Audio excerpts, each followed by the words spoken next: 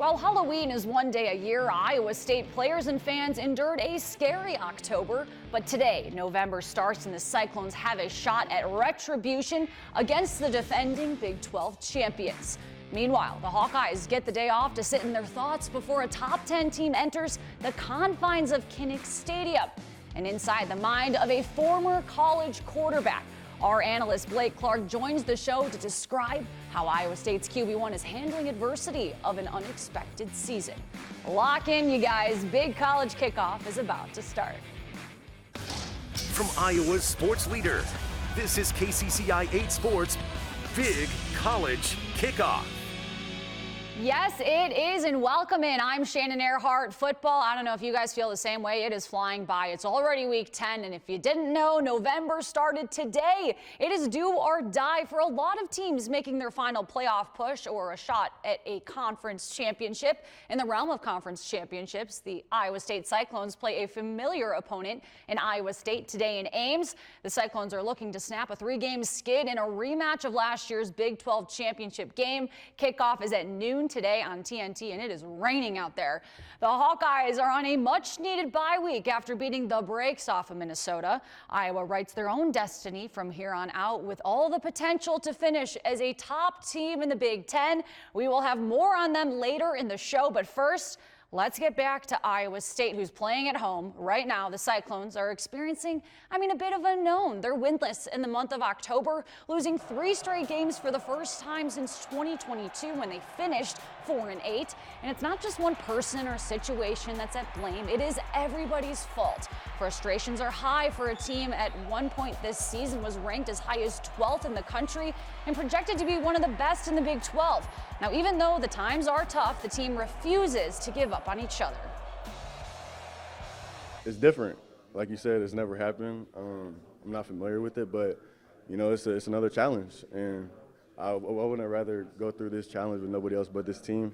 I got full confidence in our team that we're going to bounce back, get back on track, and it's just playing for the guy next to you. Iowa State now faces Arizona State, a program that's been down just as bad as the Cyclones at the start of the year. Everybody had the Big 12 championship rematch circled, but it is not as hot anymore. Injuries and graduated experience to the NFL really have been the root of the problem. Even though both teams do sit at 5-3, ASU has lost 2 of their last 3 and just found out their starting quarterback is out with a season-ending injury. And we know about ISU's icy streak. Neither team really has a shot at a conference title game, but to win on November 1 is motivation for the rest of the season. So to all of you Iowa State fans who have said, it's basketball season, I've moved on, what's the point of watching football anymore? Listen to me here. You're looking at this right now. In 2015, we're taking a walk down memory lane. 2015, they finished 3-9. 2005, they finished 7-5. In 95, Iowa State finished 3-8, and we'll throw in, 1990, they finished 4-6. Now, Iowa State has a chance to get 10 wins this season by winning their bowl in just the second time in school history. And after talking to the team this week, they don't plan on folding. To win out and finish with a strong 10-3 record is a good look for head coach Matt Campbell, a good look for recruiting, and important when the transfer portal opens. Players might feel more inclined to stay or to come to Iowa State. On paper, the Cyclones are playing for bowl eligibility, and if they do win their respective postseason game, it would be back-to-back bowl wins for the first time ever. And don't forget, Campbell preaches the mantra Mudita, which is authentic joy for others. So the Cyclones are trying to give their seniors a proper final go, too. Still achieve a 10-win season at this point, so playing for our seniors, and just we work all year for this, so we're not just going to give up because we lost 3 games in a row. I don't think we've ever sat there and worried about, end results. We've worried about the moment and how do we do a great job in the moment. I think what Saturday becomes November football, right? And, we've always built this program to be its best in November. So expectations for Iowa State were so high at the start of the season. It was because of QB1. Rocco Becht has made himself into the guy. But with that comes pressure to be perfect. Becht admitted to us that he's pressing some, and that's been clear in the past few games. He's been sacked 7 times and thrown 3 touchdowns to 4 interceptions in the 3 losses. The miscommunications and inconsistency in the red zone have been a struggle. The Cyclones are 119th in red zone offense, so if you feel like they're not punching it in, you're not wrong. Offensive coordinator Taylor Mouser told us the tight ends and receivers have been staying after practice to catch with Rocco to build that confidence back up. Mouser added that his quarterback hates to lose more than he loves to win. He's a legend here. Like, he's one of the greatest to ever play here, and I don't want him to forget that because we've lost a couple games. Like, there's nobody else I'd rather go to war with than him, and he knows that, and the kids know that. So for him, like, I want him to have fun playing football. I want him to be confident. I want the guys to play confident. We're not playing as confident as we should be. Later in the show, I'll bring in former Cyclone quarterback Blake Clark to give us more perspective on QB1. Now, Iowa State has made adjustments, and they'd be naive not to. Come on. The Cyclones have added another walkthrough at the end of practice and have been going through half-field concepts to work on timing. But Mouser says the main focus is keeping football fresh and exciting for our guys. More than anything, the Cyclones need to remember they love playing football. It's just football.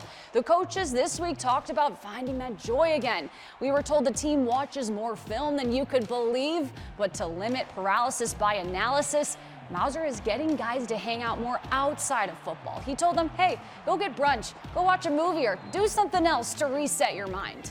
I did a Halloween movie trivia because they're kind of squirmish with some of the scary movies, so I did 10.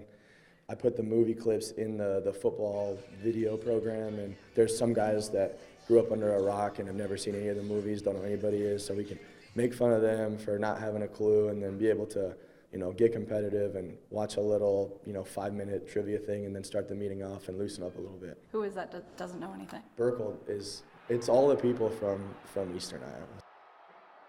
Yeah, that's pretty funny. As I mentioned, the last time Iowa State played Arizona State was in the 2024 Big 12 title game. The game was tied at 10-10 just with over a minute to go in the second quarter before ASU scored touchdowns on 5 of its next 6 possessions. 3 Cyclone turnovers resulted in Sun Devil touchdowns in the third, and then Arizona State ended up crushing Iowa State 45-19. Today's game will only be the second time these two teams have faced off against one another, but this game looks much different. Iowa State is 2-3 in the conference on a 3-game schedule. Arizona State is 3-2. So why is Iowa State favored by 7.5? I'll tell you. Injuries. ASU quarterback Sam Leavitt is out for the rest of the season. Head coach Kenny Dillingham said Friday he'll be getting foot surgery next week. And wideout Jordan Tyson, who is a projected first-round pick, is doubtful. Leavitt and Tyson have scored 16 of Arizona State's 21 touchdowns. Oof. So it's 6-year senior Jeff Sims in at signal caller. It'll be his 3rd start in 2 seasons with the Sun Devils. He's still looking for his first win with Arizona State. Sims has a 49% completion rate for 182 yards and 1 touchdown to go along with 6 sacks. He has trouble moving in the pocket. Look out for running back Raleek Brown, number 3. He's the second leading rusher in the Big 12 at 88 yards per game. And Shimon Mateer, their 6'4" tight end, is their second leading pass catcher behind Tyson. Campbell says, they are dangerous. Uber talented across the board. You're talking a team that's got obviously they've got championship pedigree. They had a great year a year ago. You see that. I mean, you see how they've played. They're uber athletic, probably the most athletic team that we've played across the board all season. They're physical at the point of attack, and they've got great skill players. They've got difference makers all over the place, and they've done a great job of that. They play really hard and be a really great challenge for a football team. We'll see how it goes with the rain and sleet out there. And there's a few injury updates in the Iowa State locker room. Linebacker Will McLaughlin is now listed as probable in the latest injury report. And running back Abu Sama is listed as questionable. We didn't find this out Tuesday. We found out later in the week. If Sama isn't able to go, it'll be Carson Hansen, Dylan Lee, and Aiden Flora in the backfield. There is some good news, too. Kicker Jace Gilbert will likely be back in the lineup for the Cyclones, so hopefully kickoff woes have been left in October. And kicker Kyle Conradi, we know he's a fan favorite. If you've ever been to an Iowa State game, you might know what I'm talking about. Every home game, you guys, Conradi gets the loudest ovation out of anybody during the starting lineups. And after returning from injury, you better believe the crowd went nuts. It's kind of pretty cool. I mean, I understand it, but I don't, because there's other players that deserve it more than me. So it's just really cool to be out there, hear all the fans cheering for me. It's kind of a little confidence boost when I'm on the field. There's not another place in America where they announce the kicker Kyle Conradi that the place goes bananas. It's the loudest, because they love the kicker. They love our players here. Switching gears to the Hawkeyes, Iowa is off this week after winning the Floyd of Rosedale. All three phases made an impact during last Saturday's game against Minnesota. The Hawks looked like a complete team, something fans have been dying to see. Despite losing to Iowa State and Indiana this season, they are still in the discussion to make a late push. Next week, one of the top teams in the country come to Kinnick. The Oregon Ducks, currently ranked 6th.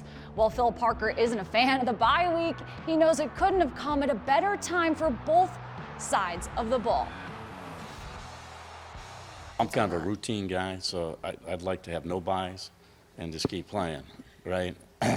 But there's a bye. It gives us an opportunity, gives our kids an opportunity to rest a little bit, refresh, and I think it kind of worked out perfect. You have 5, you got 3, and then there's the home stretch in there, and I think the guys needed it. It's a wear and tear on your body. It's a physical game. It's a wear and tear every day in the weight room from you go all the way back to January to now. I mean, these kids have been working really hard. Was next victim. The 6th-ranked Ducks also have a bye week. Let's take a look down Oregon memory lane. You may remember they had that crazy double overtime win against Penn State back in October, basically the beginning of the end for the Nittany Lions as their head coach got fired. Their only loss was against Indiana back in October. They're led by sophomore quarterback Dante Moore. Moore has over 1,700 yards passing, 19 touchdowns, and only 4 interceptions this season. But good to note, Moore did get injured against Wisconsin last week in the 3rd quarter. He got bopped in the face, suffering a bloody nose, and didn't return to the game. Oregon did end up winning 21-7. He finished 9 of 15 for 86 yards with no touchdowns. It was the first time he failed to score a touchdown this season. Head coach Dan Lanning said Wednesday that Dante Moore had practiced and was out there, quote-unquote, rolling. So with the bye, Moore is expected to return for Iowa State. Let's take a look at the remaining schedule for the Hawks. They got quite a few tough games to end the season. Next week, as we mentioned, they play Oregon and Kinnick. And then after that, they travel to the West Coast to face off against 23rd ranked USC. Hopefully that's a mid-afternoon game for the Hawkeyes, as playing early or late would be a little bit tough. And then Michigan State is the Hawks' final home game of the season, and then we cap it off with the Iowa-Nebraska Heroes game, where we will be live for big college kickoff from there. Scott Reister and I will have a whole production. Bo Bowman will be there too. It's gonna be a close matchup. It always is. If Iowa is able to win out the rest of their schedule, in my opinion, they should have a shot at the college football playoff and a potential Big Ten championship berth. But first things first, Oregon. Now coming up, a symbol for an unbreakable bond, how a simple tattoo is bringing OC Taylor Mouser closer with his tight end room. Welcome back. I have a great story for you guys. Half of Iowa State's top pass catchers include tight ends Ben Bramer, Gabe Burkle, and Tyler Moore. The trio has combined for 56 catches, 686 yards, and 4 touchdowns. If you didn't already know, Taylor Mouser, Iowa State's offensive coordinator, is also the tight ends coach. Mouser is always talking about how much he loves the tight end room, and he loves those guys so much, he actually has it tattooed on his body. He and the tight end room, after the bowl win last year, agreed to get TE''S inked on their right ring fingers. We knew we wanted to do it, but it was kind of just a random thing after the game, and we got it done. And there's like 4 or 5 guys: Andrew Keller, Steve O'Klotz, Tyler Moore, me, and Mouse all have it. So it's a cool little thing. And every time I look down at it, I just think about the boys and how I love them. After the bowl game, those guys all kind of came back with it, and they had the tight end tattoos on their finger. And I wasn't going to get out tight ended by my own tight end group. So it meant a lot to me just that those guys care so much about the brotherhood that we've created here. So it's the only tattoo that I have. Burkle wouldn't get it. We're going to have him get it. He wants to be an orthodontist. He's worried about his hands. So this is my first and only tattoo right now, so it didn't hurt. It was pretty fun to do it with the brothers. It's awesome. I kind of feel like a rebel with it too a little bit, so it makes me feel a little dangerous. I thought that was hilarious. It's so great to see that bond. To remind you guys, the Iowa State Cyclones at Arizona State Sun Devils. I don't know why I said their mascots, but in case you forgot, we're just an hour over kickoff here. The Cyclones will be looking to get a little revenge from losing to the Sun Devils in the Big 12 title game, and you can watch that noon kick over on TNT. Let's take a look at Drake football, Des Moines' hometown team. The Bulldogs are unbeaten in the Pioneer League so far this season, and they don't look to slow down anytime soon. The Bulldogs earned their 22nd PFL win in their last 23 games with a road win at Marist last week. PFL, by the way, stands for Pioneer Football League, in case you were wondering. Thanks to a Presbyterian loss, Drake is now alone atop the PFL standings at 4-0. Today, Drake will face off against their K9 counterparts, the Butler Bulldogs, at noon in Indianapolis. Drake has won the last 9 meetings, with Butler's most recent victory coming in 2015. That was 10 years ago. Looking at the Missouri Valley, the UNI Panthers are having a season they would like to forget. They are second to last in the conference standings and are pretty much playing for pride at this point. Their last win came all the way back in September against Eastern Washington. In their last 3 out of their last 5 games, they have only scored single digits. UNI will take on the Illinois State Redbirds today at 2. They will look to get their first conference win and road win of the season. Now coming up, I sit down with former Cyclone Blake Clark to get his keys on how Iowa State can get back in the win column. Stick around, he'll join us. Welcome back. Switch studios on you. I'm here with Blake Clark, former Iowa State football player, former Dowling Catholic football player. Which do you prefer? Oh man, I don't know. It's we'll take either one. We're proud of them both. There you go, proud alum of both of them. Okay, so obviously Iowa State, we've talked about it all day. 3-game losing streak. They're trying to bounce back from that. As a former player, what's being said in the locker room? Yeah, I think you got to keep doing what's worked for you early in the season, right? I mean, you trust in each other and trust in one another to do your job out there. I think they're obviously encountering real adversity with the injuries. Played well in the first half last week, and then obviously in the second half things got away from them. You can't overreact, essentially, right? You got to keep staying the course. All things aren't lost. You're totally fine sitting where they're sitting right now. So they're hungry, and I expect them to bounce back. When the expectation is that high and it is the college football playoff or the Big 12 championship, how can that affect your mindset? Yeah, it's rooted in things that are more week to week, right? I mean, you don't set out on week 1 saying, everyone wants to be in the college football playoff. Everyone wants to, win their conference, but you do that by winning each week. I mean, there's still no counting them out. They still have each other to play for, and that's what it's been about the whole time. Mm-hmm.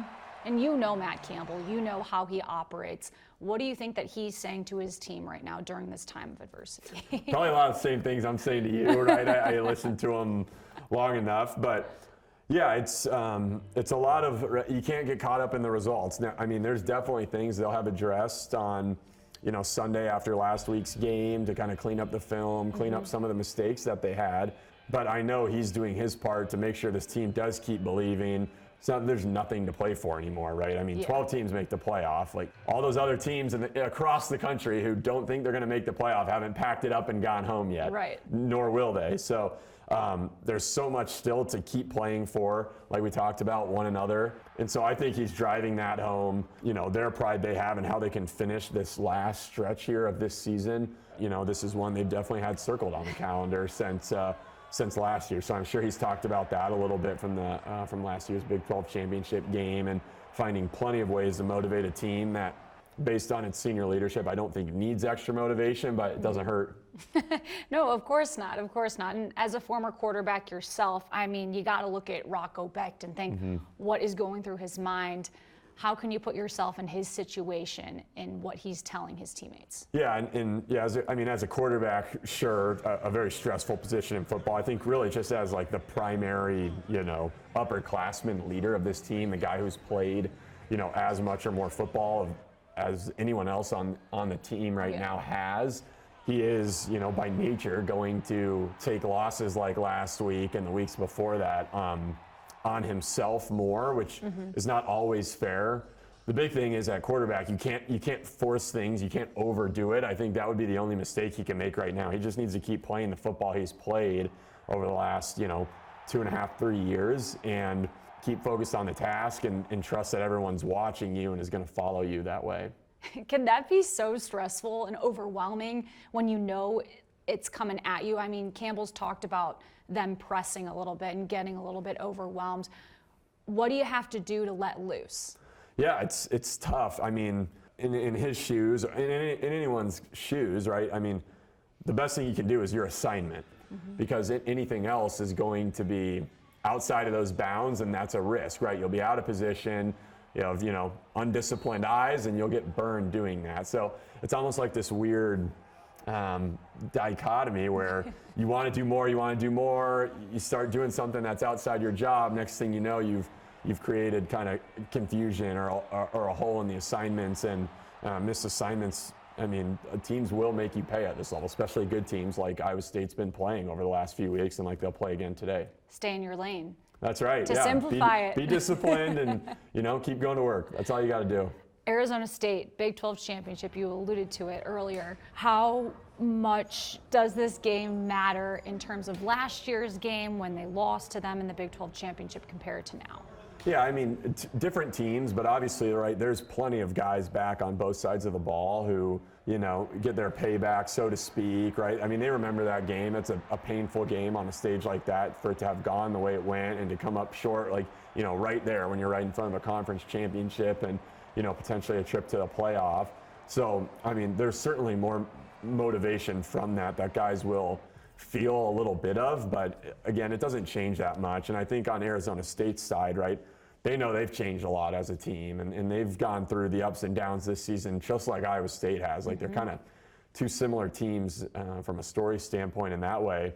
And they want to kind of prove it again, not just to beat Iowa State, but that they can get back to where they were last year, right? I mean, that's the standard everyone on that side of the field today will be thinking about, is like, are we really that team, or did we just kind of have our little moment to shine and that was it for us? So there's motivation both ways in that.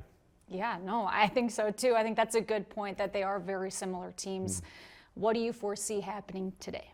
Man, I think the Cyclones bounce back. I think, you saw the signs of it being tough to play at Jack Trice last weekend, an awesome start in the first half. I think Arizona State will feel a lot of that same things. I think Iowa State can't get too revved up in the first half. There was maybe some of that, or forcing the issue in the second half. Like, you just got to keep playing. You got to be level-headed. Let the crowd do its work on them. Don't let it, don't let your own home crowd kind of get you too amped up and out of sorts. And so I think it'll be a close game. I think it'll be a well-fought game. I think it'll be a quality football game, a great football game, but I think Iowa State will come out on top. Do they need Blake Clark to come into the locker room and give him a pep talk? No, that's the last thing that those guys need. They'll be ready to rock today. So I will not be heading up there. I can assure you that. I think Campbell should listen to this little segment that we're doing. I think he would be very proud of you to hear all the things you were saying. I'm sure he would be. Yeah. Well, thank you for joining me. It was great to have you here. A noon kick, and we'll be back with more. We are going to do a new segment today called Shannon's Shockers, current events across college football that really had my jaw on the floor. We'll start with head coach Brian Kelly getting ousted at LSU. Well, that wasn't a total shocker. What came next was when the mayor of Louisiana said that he'd rather have Donald Trump select their next head coach over LSU's athletic director, Scott Woodward. I mean, wow, there is some dysfunction over there. How about Vanderbilt? Did anybody see this coming? Ranked 9th in the nation, playing preseason #1 Texas for the first time since 1903. Vandy has beaten 3 AP-ranked opponents for the first time ever and have reached 7 games wins for the first time in 110 years. Now, Texas is favored by 2.5, with QB Arch Manning available to play after being in concussion protocol. But this 11 o'clock game is going to shock the postseason, whichever way it goes. And I'll end with this. I'm a little shocked that Iowa is unranked. I mean, when you look at their 6-2 record, it matches up pretty evenly with the teams at the bottom of the top 25. They just smoked Minnesota, had a statement win against a fiery Penn State, and whooped Wisconsin too, who lost to Oregon by just 14. And mind you, Iowa's 2 losses were by small margins. They lost to Iowa State by 3 and then to number 2 Indiana by 5. I mean, it doesn't make much sense to me, but perhaps after the bye, they're ranked. And now I'm most flabbergasted by this, and all of you YouTube TV subscribers, listen up. If you flip on YouTube TV, you will not be able to see ESPN and ABC, which obviously impacts college football. Disney content has gone dark on the platform because they haven't reached a new licensing deal with YouTube. Depending on how long this lasts, coverage of NBA and NFL games this weekend could also be in jeopardy. Here's a list of the impacted shows by this blackout. It includes ESPN, ESPN2, ESPNU, ESPN News, and ESPN Deportes. The SEC and ACC network is also feeling the effect. This isn't the first time Disney and YouTube TV have been down this road. They had a similar outage back in 2021 that lasted less than 48 hours. So keep your fingers crossed. Only time will tell how long this one will go on for. And college football is taking over KCCI in just a few minutes. Air Force takes on Army in their annual Commander-in-Chief's Trophy competition. Kickoff at 11. Then at 2:30, second-ranked Indiana travels to Maryland to face off against the Terrapins. And finally, Washington State visits Oregon State in a Pac-12 matchup. Kickoff at 6:30 on CBS. And we had such a fun time here. Iowa State, Arizona State at the Jack, noon kick. Be there or be square.